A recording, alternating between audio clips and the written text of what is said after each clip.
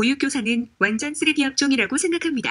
여자친구가 2년 일하고 결국 퇴사했는데 6시 퇴근은 무슨 서류 작업한다고 맨날 밤 9시 10시 퇴근 어쩔 땐 12시까지 일하고 차 없어서 데리러 가고 생리불균형, 원형 탈모, 자기 애들만 곧이곧대로 믿는 학부모 때문에 머리 터질려 하고 그나마 자기가 일하는 어린이집은 좋은 거라고 말하고 있고 휴. 올해 저의 딸이 유치원에 취직했습니다.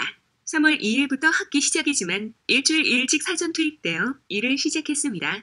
8시 30분까지 출근해서 밤 10시, 12시까지 근무를 했습니다. 당연 무급으로요. 이것이 이 세계의 암묵적 룰이라더군요. 근로계약서도 3월 23일에 작성했습니다. 그 말은 어제야 비로소 월급도 알게 됐다는 겁니다. 근로계약서에 명시된 근로시간보다 항상 초과 근로는 당연하고 업무의 범위도 딱히 정해져 있지 않고 고용자가 하라는 건 다 해야 하는 현실이 너무 맘 아픕니다.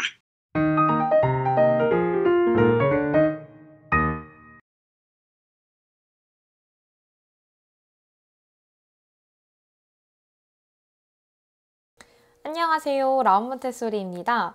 제가 어제 우연히 기사 하나를 봤는데 유치원 선생님들에 대한 기사가 하나 떴더라고요. 근데 이제 그 댓글들을 쭉 읽는데 조금 인상 깊은 댓글들이 있어서 저도 유아교육과를 또 졸업했고 5년 이상의 유치원 경력을 가진 교사로서 오늘은 몬테소리에 대한 이야기가 아니라 유치원과 어린이집 선생님들에 대한 이야기를 해보려고 합니다.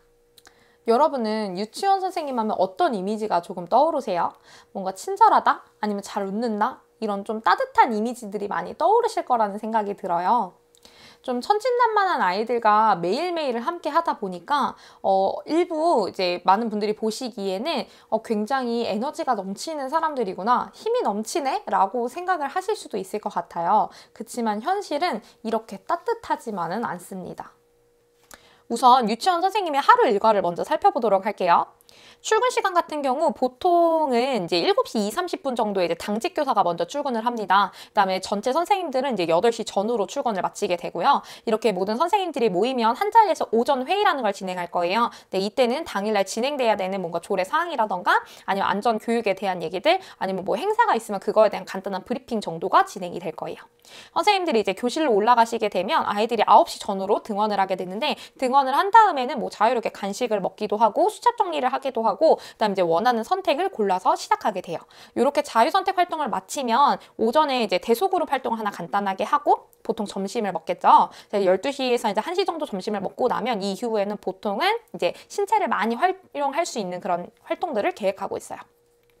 이렇게 하루 일과가 거의 마무리되어 가죠. 한 3시 정도가 되면 아이들이 하원 준비를 하고 하루 일과가 마무리되게 됩니다. 그럼 많은 분들이 이렇게 또 생각을 하실 거예요. 3시에 아이들이 귀가했으니까 뭐 6시까지 시간이 좀 남았고 3시간 동안 그냥 자기가 알아서 좀 편안하게 업무를 처리하고 가면 되겠네요 라고요. 그러나 진짜 업무는 지금부터가 시작입니다.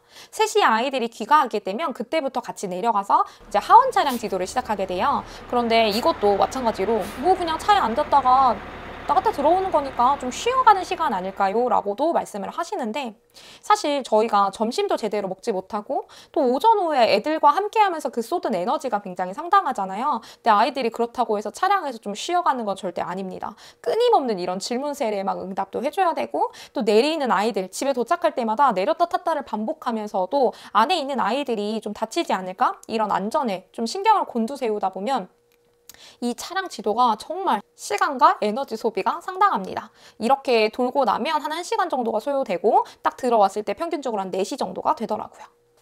이때부터 본격적인 오후 업무가 시작이 됩니다. 돌아오자마자 이제 오늘 하루 있었던 일을 가지고 좀 학부모님 전화도 드려야 되고 키즈한테 이제 어떤 활동들을 했는지 사진도 좀 올려드리고 알림장도 작성을 해야 되고요. 아니면 일지 작성이라던가 아니면 이제 오후 회의 같은 것들 이런 업무들이 있는데 방금 말씀드린 거는 저희가 이제 매일 해야 하는 업무고요.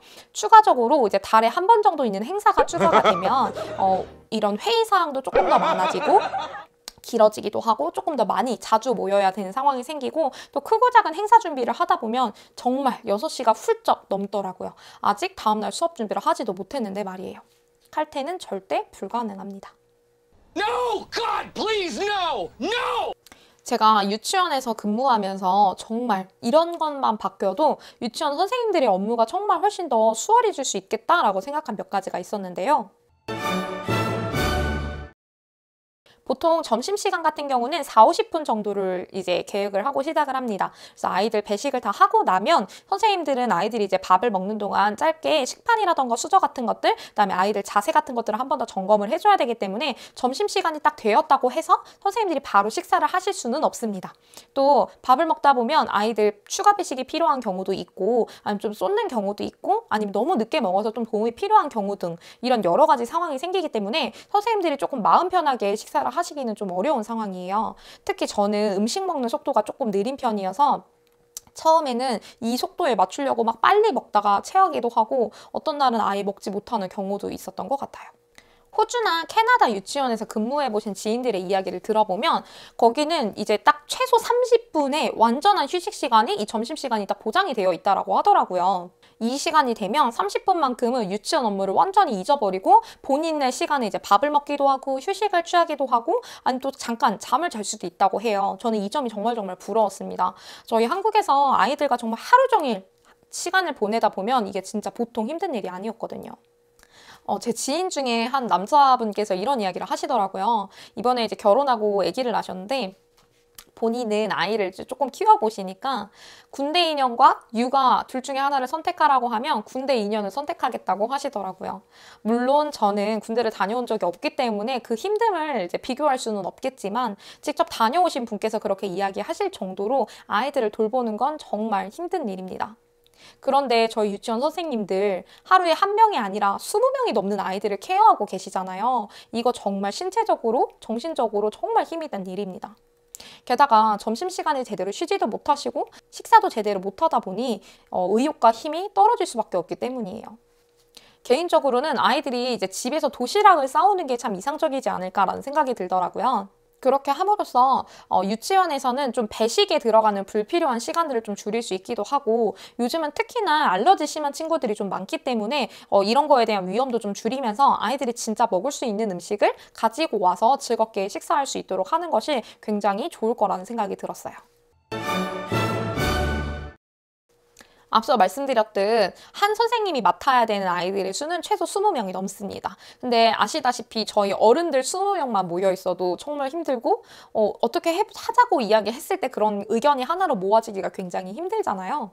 아이들은 게다가 스스로 할 수 있는 부분이 많지 않기 때문에 2번, 3번 손이 갈 수밖에 없습니다.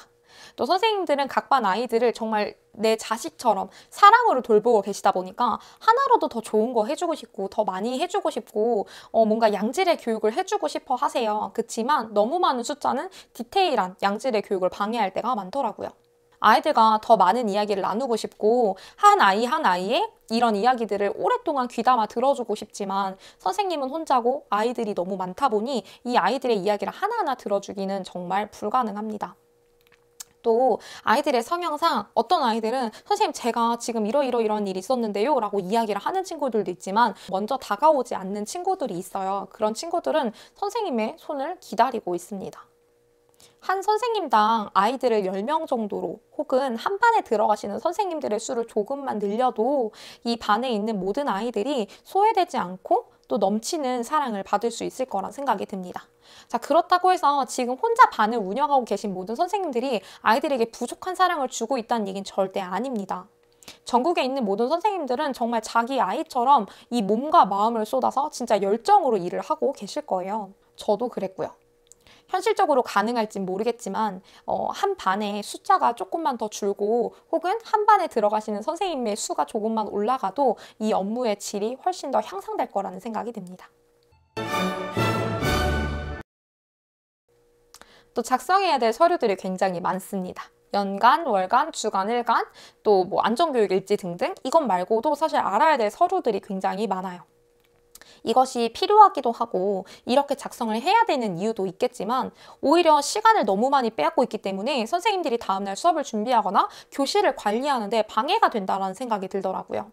체계적인 교육을 위해서 작성하는 서류인데 선생님들의 시간을 너무 많이 뺐다 보니까 오히려 아이들을 위한 이런 양질의 교육을 하는 데 있어서 방해가 될 수 있다는 생각이 들었습니다.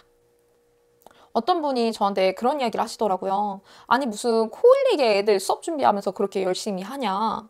또 뭘 좀 알아야 배우는 거 아니냐라고 하시더라고요. 맞습니다. 저희 아이들 모르는 게 굉장히 많죠. 또 어른들처럼 설명한다고 해서 바로 알아듣는 것도 아니에요. 근데 오히려 그렇기 때문에 저는 수업 준비가 더 철저해야 된다고 생각합니다. 그냥 이야기해서 알아들을 수 있다면 그냥 이야기하면 되겠죠. 그렇지만 아이들에겐 어떤 한 가지 개념을 배우기 위해선 확실한 목표가 있어야 되고 그거에 맞는 계획이 필요합니다.